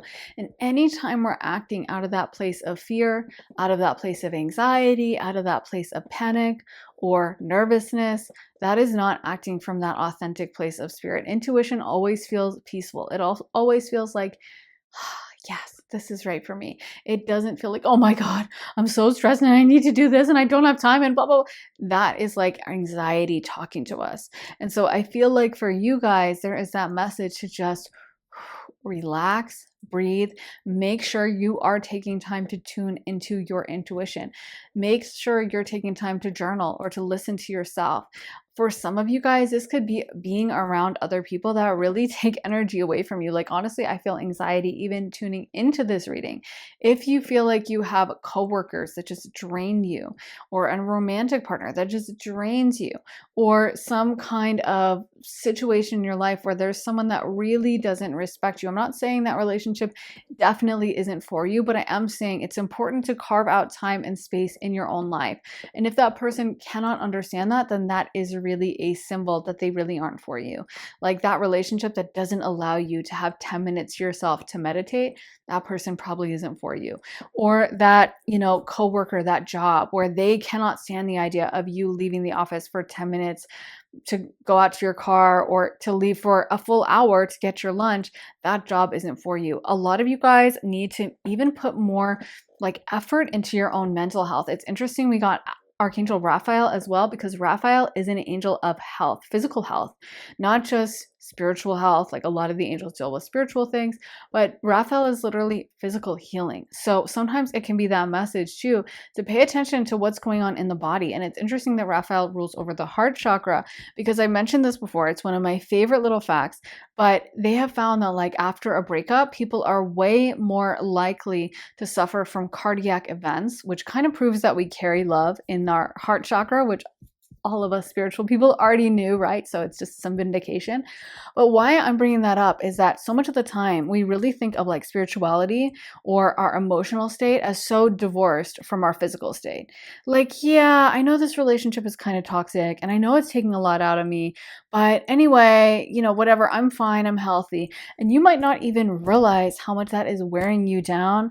And you might not even realize how much of an effect it's having on you. Like if someone was in your life and every single day they were like, stabbing you in the arm with a fork and drawing blood, or they were, like punching you in the back, and every day you'd wake up and you'd kind of see this new bruise that had formed from the day before, and it was really painful, and every day you dread going to see them because you were going to get punched in the back. That you would never put up with that, and you'd immediately recognize like that is so toxic. But a lot of times we don't even see the effect something is having on us spiritually or energetically. We just start accepting that that's just how it is. And if you find yourself becoming like a shadow of yourself, if you find yourself becoming so tired around a certain person, this is why a lot of people who go through a divorce will look back at photos of themselves and be like, oh my God, I looked so much worse. Or at the end of that relationship, oh my gosh, I was tired all the time. I looked tired. Oh, I'm so much happier now, because it really does take a lot out of you. And I'm not saying you should give up on a situation that is really calling to you, but I am saying make sure that you are doing things to nurture yourself, to create boundaries, to make sure that you're prioritizing you, pile number 3. Okay. I always mention that the sun is exalted in Aries. The sun is exalted in the sign of the self. The sun is like our soul. It's an extremely important planet for us when it comes to astrology. It's our self, our own being. And where is it exalted? Where is it succeeding the most? In Aries, the individualistic sign, the first house, all about me, because there's a reason for that, because we were put on this earth to live our own individual journeys. We're not self-sacrifice. We're not supposed to be self-sacrificing, prioritizing everyone else, saying, yeah, I know this person burns me out, but you know what? I'm just their little helper. I'm just their little slave. No, you matter as a person. And if something is really robbing your peace constantly, not allowing you to live up to your highest potential, that is such a sign. That is such a red flag. I want to get some astrology dice for you. Pile number 3. And as I look at the timer, 22 for me. Then we have the second house. Okay. Pisces. Okay, so the second house is Taurus. We have Pisces, Taurus, and then Uranus, aka Aquarius. So we have Pisces, Taurus, Aquarius energy coming out. So let's start out with Pisces. Pisces is extremely spiritually wise. I mentioned that at the beginning, that sometimes people will get on Pisces because they're like, oh my God, why are you so chill? Why are you not worried about this? But I will say, as a Pisces, I know I'm biased, but I have found that sometimes that Pisces instinct to like avoid a problem and just laugh and just kind of like, flow with something else, like that has worked out with me so many times. There are so many times in my life and I'm like, I'm so glad I didn't react. I'm so glad that I just ignored the problem and it did go away. And as much as people may say, you can't avoid problems, you have to face them head on, I'm like, I have so many examples I could point to that are like mind-blowing of things I just like, I'm just not gonna deal with that. And I would work on not thinking about it, not worrying. And you know what? Sure enough, it worked. And I think part of the reason Pisces is known for doing that, and part of the reason that sometimes they do get in trouble, because there are some things you do have to be focused on and you have to deal with. But some of the reason why Pisces have a tendency to do that is because it's a highly psychic sign. It's very easy for Pisces to tap into the energy of the astral plane. And on the astral plane, you really realize that none of that stuff matters. Like on the astral plane, if you talk to like, if you do mediumship work and you talk to people on the other side, trust and believe they're not talking about their tax return. They're not talking to you about, this party you have, make sure you have the olives, because this person is going to order a martini. They're going to be really disappointed if they don't have all. Like, they do not care about any of those tiny things. They care about the big picture. They care about the love. They care about the emotion. They care about your life path, your destiny, your soul urge. They don't care about the tiny little details of like the project you have due on Wednesday. And that's not to say they don't care about you as a person. But the point is that on the astral plane, there's things that matter so much more. Our destiny as a soul, our trajectory as a soul that spans thousands and thousands of years. Like, why would you possibly be worrying about the small stuff? So I just feel like there's that message for you about not to say ignoring problems, but also to say, I think spirit wants to give you that sense of certainty and that sense of like calm and peace. And like the major thing that matters in life is love. The major thing that matters in life is your energy, feeling like you've stepped towards your destiny, feeling like you've lived out one of the things you came to this planet to do. And if something is taking away your ability to do that, that's a big red flag.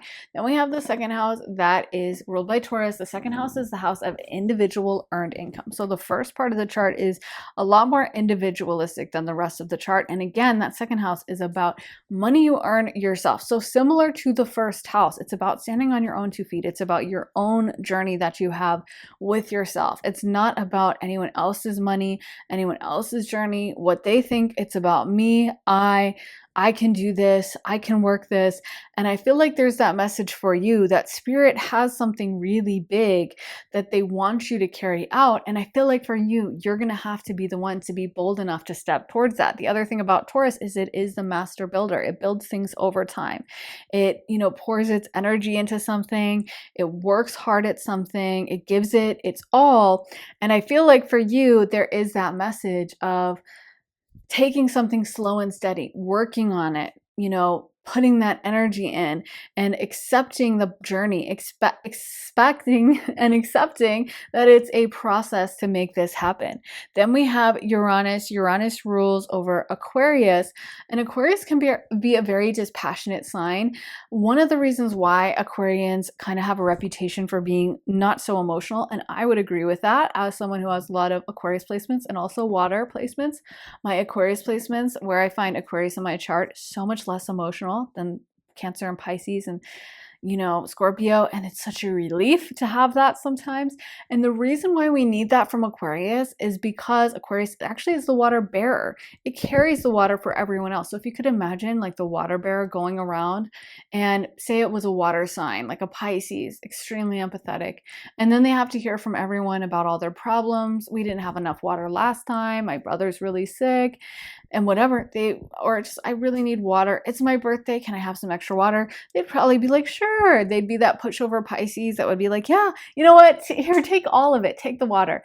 And then what's going to happen for everyone else? There's no water to go around. So there's a reason why Aquarius is a little less emotional and a little less empathetic, and that's because it needs to be, because that's actually better for the collective.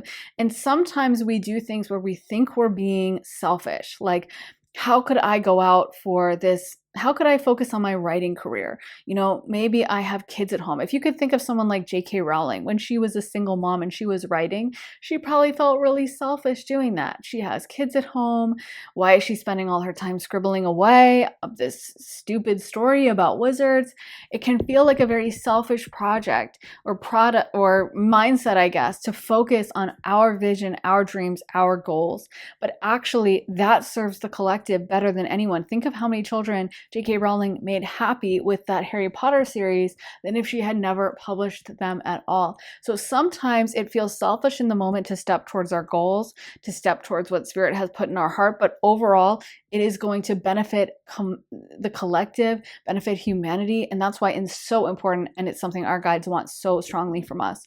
So that is what I have for you. Pile number 3. I really hope that resonates, guys. If you want to see more of my content, then be sure to head to my Patreon, where I post all my additional readings. There are over 95 exclusive readings you'll only get access to on Patreon, and you also get early and ad-free access to all my YouTube videos. I just posted a reading all about what is the brutal truth about this connection. So if you really want a dose of harsh reality about some kind of relationship, that is one to watch. Also, I posted a reading all about what is happening for you before your next birthday. There is so much content to choose from over on Patreon, and like I said, you also get early access to YouTube videos. So if that sounds good to you, then head to the link underneath the timestamps in the comments in the description and join me on Patreon. Also, if you're interested in booking a private session with me, you can do that at my website, briarrosetarot.com. Whether you're looking for a quick half-hour reading or a full hour-length reading, whether you want me to channel for you, read your astrology, read your tarot, or do a combination of all 3. Like I said, you can book that at my website, briarrosetarot.com, and the link for that is in my description. So thank you so much for watching, guys. I am sending you so much love and light, and I will see you again very soon for another reading. Take care, guys. Bye. Hey pile 4, welcome to your reading. So if you guys pulled this movement card, this is going to be your reading. So let's get into some additional oracle cards for you. Pile number 4. We want to know what message Spirit has for pile number 4. Woman holding a heart. Okay, that's always a fun one to get. Can definitely indicate that there's some messages coming in about love, about romance, that romance may be on the way for you. Oh my gosh, and that one almost wanted to come out, so I'm counting it because it was just about to come out. I think it was going to come out. Door to romance. And then we also got the Sun card. Okay.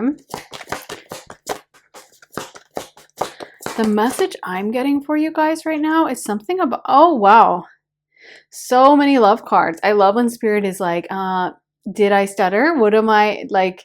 Don't even try to think that I'm talking about anything else. This is what I want to talk about. This is the message I have.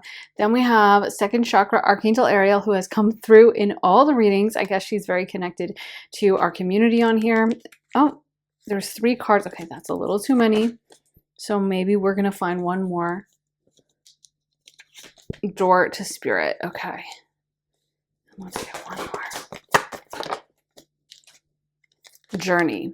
I feel like the message I'm intuitively channeling for you guys is a message about kind of knowing your worth and maybe even raising your standards. Like I feel like for those of you guys who are single or have been single for a while, there is a message that there is someone coming in for you that is going to be so much better than you could even imagine. I feel like for a lot of you guys, there may even be some fears about being on the dating market, or I don't know if I'm good enough. And I feel like something Spirit really wants you to get very clear about is your own worth and how much you bring to the table, how special you are, and how also you don't really need to be around anyone who doesn't see that or doesn't value that.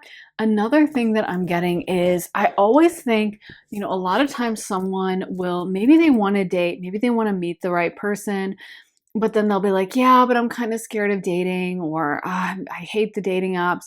And I totally get it. I know they can be super demoralizing.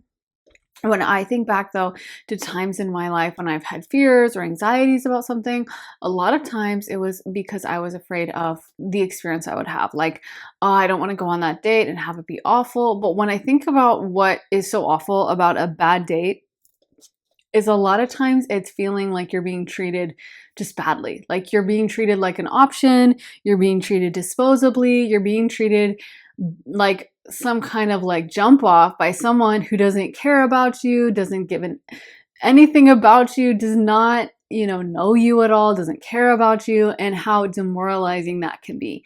And I completely understand wanting to avoid that interaction. I also am getting a message though for you not to take it personally and realize that so much of people's reactions to you have everything to do with them and nothing to do with you. This could also have to do with, you know, if you're in a relationship and you feel like this person maybe sometimes disrespects you or doesn't treat you right, there's also that message that a lot of the problem may have nothing to do with you and everything to do with them. I'm hearing that Ava Max song, Maybe You're the Problem. I feel like for some of you guys, there is a kind of a tendency to like internalize or to think about, you know, what you're doing wrong or things that, you know, maybe it's my fault that it was a bad date. And I honestly think that's the reason why so many people avoid doing online dating, going on dates. It's because it can feel like a punch in the gut. It can feel like an insult. It can feel so indicative of our own worth. Like, okay, this random guy doesn't care about me. He's treating me disrespectfully. So there must be something wrong with me. And I think one thing you should remember is how that person acts. Their behavior has really not much to do with you. That's the thing. And everything to do with where they're at in their life, their history, their past life traumas, what they've grown up to believe is normal, and whether or not they can see your worth has nothing to do with your actual worth, right? So it's just like if I went and took, say, the Hope Diamond out of its little case in DC at I think the Smithsonian. If I took that diamond, the most famous, most expensive diamond in the world, and say I just took it out to the street randomly and I didn't really tell anyone what it was. There may be a few people who are like, oh, wow, that's really beautiful. Probably most people would just assume it's a fake, it's not real. There'd be plenty of people too who wouldn't even know a thing about diamonds, wouldn't care about diamonds. They'd be like, okay, that's a nice stone, whatever. Or, oh, that looks like a crystal, whatever. My point is that that doesn't change the actual innate value of that diamond. It's still the Hope Diamond, whether someone is able to recognize that or not. And for you guys, I feel like one thing you need to know is that you have so much worth.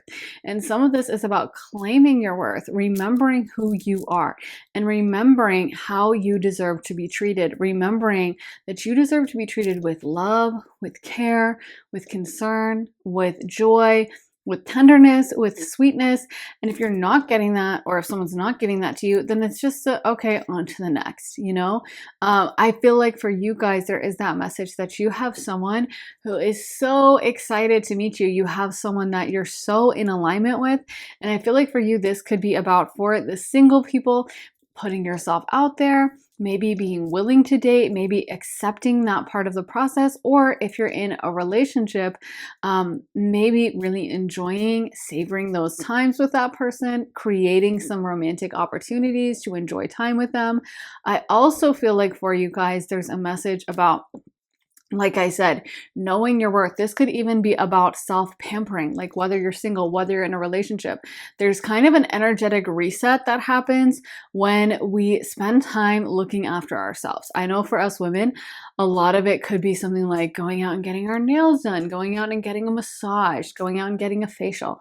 Obviously, guys have different things that they do for self-care, but I feel like for some of you guys, this is about realizing that when your own cup is full, and I feel like this especially goes for women, I think a lot of women tend to like deplete their energy looking out for other people. Like they tend to prioritize how everyone else is feeling instead of actually looking after their own energy. And they tend to give, and then wonder, why am I so tired? Why am I so exhausted? Why do I have no energy? And they can even be in relationships and a guy might say, well, when I first started dating you, you were so put together. You looked so great. And now you're not putting any effort in. But is that woman so exhausted and she doesn't feel like she can take a few hours out of her day to do self-care? Because probably when she was single, living by herself, she was probably doing, you know, maybe a face mask every day. Maybe she was painting her nails, you know, once a week. Maybe she was just laying on her bed and daydreaming and her energy was rested. Her energy was restored. So that's the thing, is I feel like so much of the time, especially us women, we can tend to give, overgive, and then deplete our own cup and then wonder, why don't I feel my best? Why do I feel so drained? Why am I so tired? Why do I feel like my partner isn't appreciating me? And I think sometimes men can do that, where they might take a lot and then they don't even realize what's happening energetically with their partner, you know? So I feel like for some of you guys, there is that message of just pouring more energy back into yourself. And the more you give to yourself, the more you treat yourself like that precious jewel, just like how the Hope Diamond is, I'm sure, routinely cleaned, it's kept behind glass, there's a guard station nearby, there's security in lots of different forms, there's lights shining down on it, it is looked after, it is pampered. That's how you treat a special object. And I feel like for you guys, there is that message that you need to treat yourself with that worth, because that's what you deserve. If you want to find someone and energetically align with someone who's going to treat you like a queen, then you need to make sure that you are seeking out those opportunities. You are not allowing yourself to energetically mix with someone who just doesn't see that in you, doesn't expect that of you, isn't going to give that to you, never will be able to give that to you. So yeah, I feel like there's a message here about when your energy is filled, then pile 4, you are going to be able to shine so bright. Whether you're in a relationship, whether you're single, you are the best version of yourself when you're rested, when you're restored, when you've gotten enough sleep, and when you've done some self-care work. So never be afraid to do that. Pile number 4. So let me get into some tarot for you guys. What tarot cards do we have for pile 4? What messages do we have for pile 4, Spirit? Okay, so we got 3 cards to start off the reading. The 7 of Cups, the Hierophant. This one is the 2 of Pentacles, okay? And let's get some more cards for pile 4. The 9 of Wands. I definitely feel like that's your current energy. It's almost like you're feeling like you're having to fight things off, go, go, go. And again, I feel like there's that message that feminine energy is often very restful. It's very relaxed. It's receptive. It receives, you know? So make sure this could be a little bit of a gendered reading. I mean, if you're a guy watching, feel free to watch and take what resonates. Leave the rest. This could even be a message if you have a partner about how to make sure they are rested, they are feeling the best version of themselves. Look, we got the 7 of Wands too.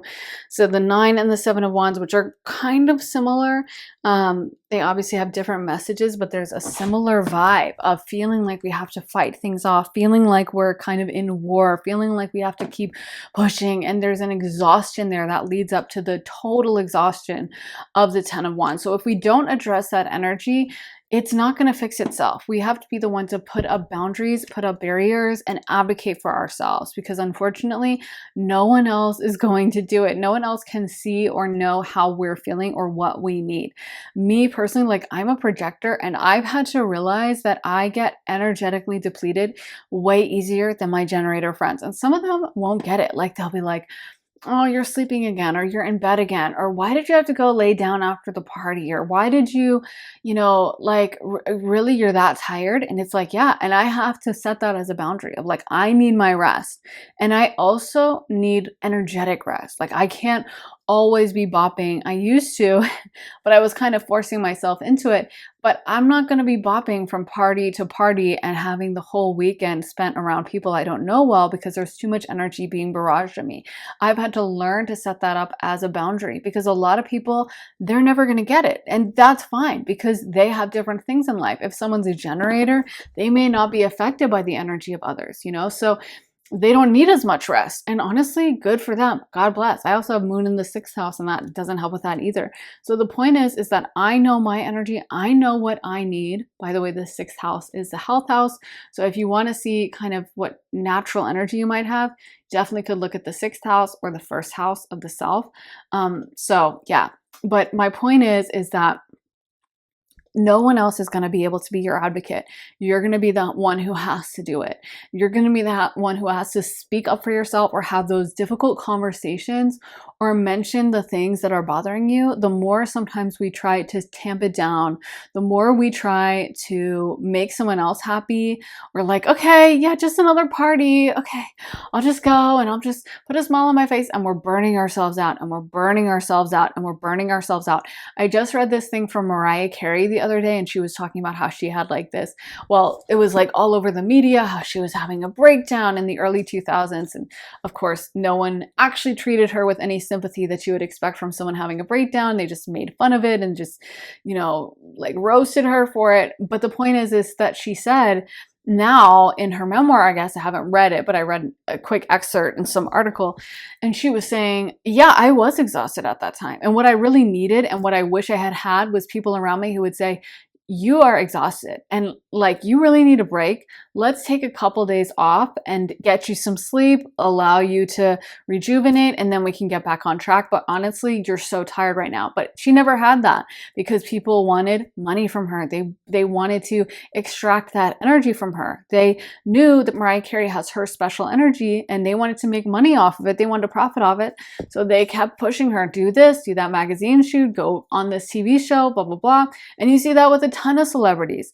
And that's the thing, is like, people often will use you, even sometimes if they don't know what they're doing. A lot of people say about celebrities, well, how hard can it be? So you're doing a magazine shoot, so you're doing a TV show, like that's super easy. They may not realize how energetically taxing that is, and how you're still sharing your energy out with the collective. You're sharing your creativity, you're sharing your personality, and how it is draining, especially to someone who has an artistic temperament, or is a singer or an actor or a writer or whatever. So my point is that I think Mariah Carey maybe learned a valuable lesson. It seems like she's very selective now with the TV shows she does. She seems like now she requires a lot of control. And I think you've seen that trajectory with a lot of artists. Beyonce, Taylor Swift, they don't do random interviews anymore. They are super selective because I'm sure that's something you learn. People want your energy so bad and then they have no respect for it. And that's something we can all learn a lesson from, is not waiting until the point when you're at complete burnout and you feel like you're about to have a breakdown and you feel like at the end of your rope, but making sure you take care of your energy early on. So if you're immediately feeling like, I'm so stressed, I can't do this, that is a huge sign that you need to take a step back, pull back, and adjust something. Something is just not working in that situation, and it does need to be fixed and changed. And if something is repeatedly draining you, repeatedly not getting the best out of you, and making you feel at your wit's end, that's a sign that it's not for you as well. So we got the Moon card, and we got the Hermit. Yes. And the Hermit knows this intimately. The Hermit knows the value of really looking after your own energy and making sure you're paying attention to how you feel. If you could think about, when you take the step of going out to be a hermit and living away from anyone, you're probably completely sick of all the energy that's been affecting you. And the hermits were actually held in really high regard back in like medieval England, medieval Europe. And actually it was like a big status symbol to have a hermit living on your land if you were a big landowner. So if you had like a hermit down by the creek, it was like a flex. And they were actually considered very spiritual and as some kind of like leader or guides. And often people would go to them for advice for that reason, because people understand how difficult it can sometimes be and how unique it is and how powerful it is when you see someone who is truly prioritizing themselves and who is stepping away from that people-pleasing energy of trying to make everyone else like them and everyone else happy with them and really looking after their own best interests. When you're willing to do that, it is such a power move. It is such a symbol of your own strength. And I feel like for you guys, maybe you're more energetically sensitive than you realize. This could even be as simple as putting walls around yourself energetically before you leave the house, wearing black crystals like obsidian or tourmaline. But for you guys, I feel like there is that message of really needing to pay attention to your energy and see how it gets drained. It's interesting that we got the Moon because the Moon is a very empathetic energy. All the water signs are emotionally very open. They swim in the sea of the collective. So that's why they are water. It's kind of like how once you dip into the ocean, you don't get to say, oh no, I don't want to be around that water. So I'll just stay over here. Oh, that water's polluted. Okay, well, I'm just gonna not partake in that water. You could do that for Earth. If you see like a clump of like nasty looking dirt on the ground, you can just easily avoid it, stay away from it. But you can't do that for water. You cannot pick and choose what water you absorb. If like it's a polluted lake, you're gonna still, and you wanna swim in it, you're gonna still absorb that polluted water no matter how much you may try to swim around it, because water subsumes everything into its collective energy. And by the same token, a lot of water signs, actually all the water signs have their own protection, whether it's Scorpio obviously has the hard shell and the stinger, and then Cancers, the crab, they have the pinchers as well as the very hard shell. And then Pisces, the fish, its defense mechanism is actually to just swim away. But the point is that all the water signs are kind of unique in that they all have protection. And that's because they absorb so much energy. With their psychic gifts also comes maybe some kind of a bit of a fragile energy where they are going to be affected if someone's in a bad mood. They're going to be affected if someone is thinking negative thoughts, and they're going to feel all those energies. And I feel like a lot of you guys are sensitive in some way, and it's not to hide or run away from that or be angry about that. I think some water signs almost can have a complex about, oh, I don't want to be weak. That's so lame. It's so embarrassing that we're so soft and vulnerable. But an intelligent water sign is realizing that that is a huge gift, and that's why the water signs tend to have protective mechanisms. That's also why Cancers tend to vanish and lock themselves away in their room. That's why it rules the fourth house of home, and that's why it has the shell on it. Scorpio, same. People will say, why are Scorpios so unwelcoming, unfriendly? That's why. Or why are Pisces so flaky and, they just randomly ghosted me? That's why, because they have to protect themselves, and they learn that the more they overgive and don't activate those protective mechanisms, the more depleted they are. So never be afraid to activate some kind of defensive part of yourself, whether that's just spending time alone, whether that is literally learning to take someone out of your life or spend less time with them. It's going to be really important for you guys to learn to rejuvenate your energy rather than just giving it away. Let's get into some message cards for you. Pile number 4. What messages do you have for pile 4, Spirit? So we got infinite abundance. Abundance is pouring into your life. This one says discovering truth. You stand in the light of truth.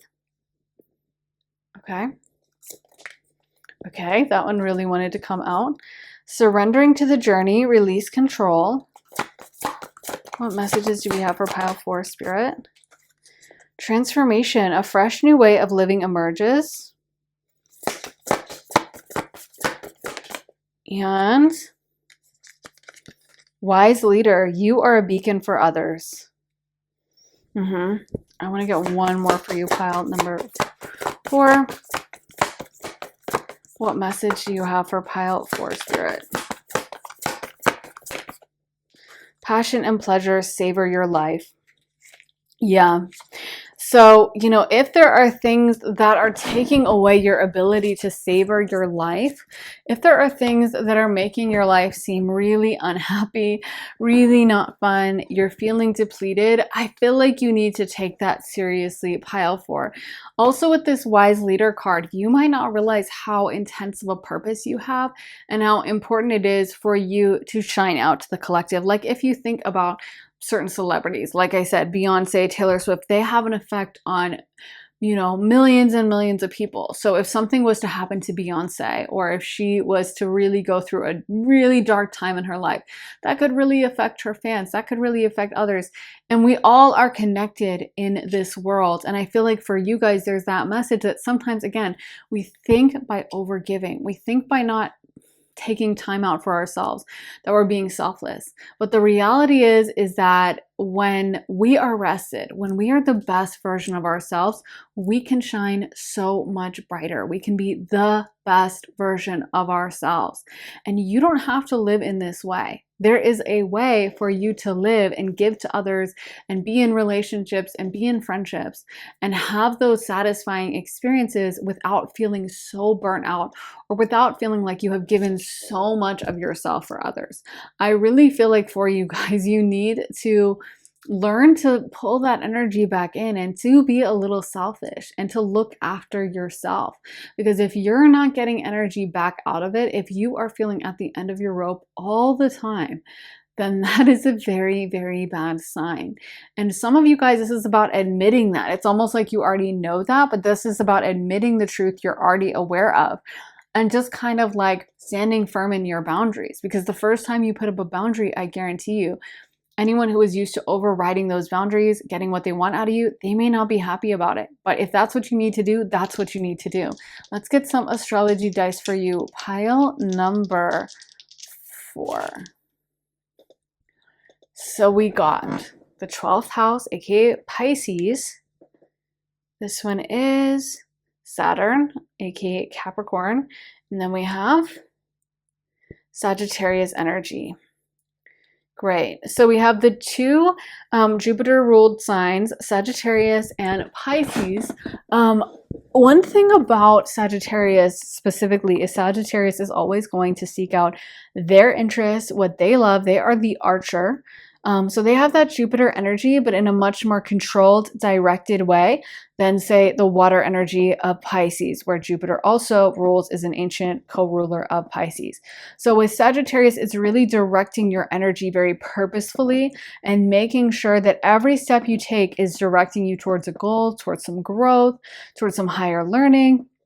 And so it's a little bit more selfish, more of a selfish representation of Jupiter energy. And it's very, very purposeful. They're not going to let someone get in their way. They're not going to let someone dissuade them if there's something they want to do. And one thing that both the Jupiter ruled signs have in common is they're going to seek out their own joy. For Sagittarius, that's often through traveling or through learning about something, through continuing their education with something. And with Pisces, it's often through interest, through creative pursuits, or through psychic abilities. But a lot of Pisces will be known for ghosting, or I don't know, this Pisces was so nice to me, but then they ghosted me. But a lot of that, again, is that self-protective knowledge and that understanding deep down inside that if this is really not making me happy, if this is draining, then I can't put up with it. Jupiter is also a major benefic. So this is something both Sagittarius and Pisces understand, is that life is supposed to be good.